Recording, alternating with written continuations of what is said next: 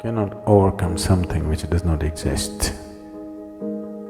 Fear is happening because of excessive imagination, things that have not happened, you're creating.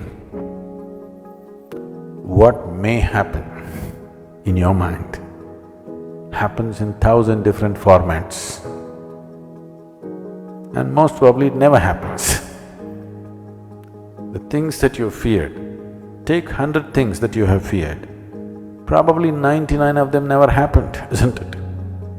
Your fear is always about that which does not exist. You cannot fight or you cannot overcome that which does not exist. We can overcome something that exists. You cannot overcome that which does not exist. You just have to give up that effort.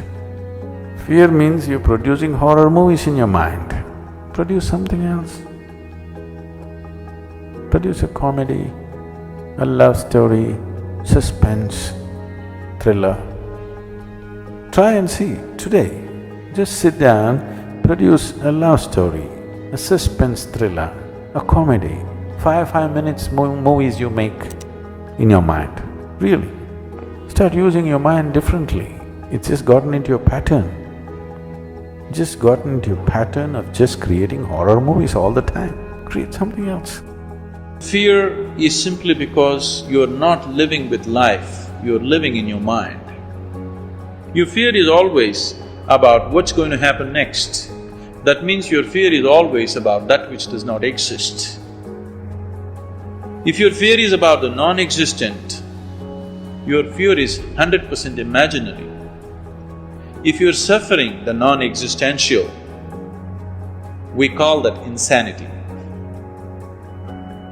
So, people may be in just socially accepted levels of insanity, but if you're afraid or if you're suffering anything which does not exist, it amounts to insanity, isn't it?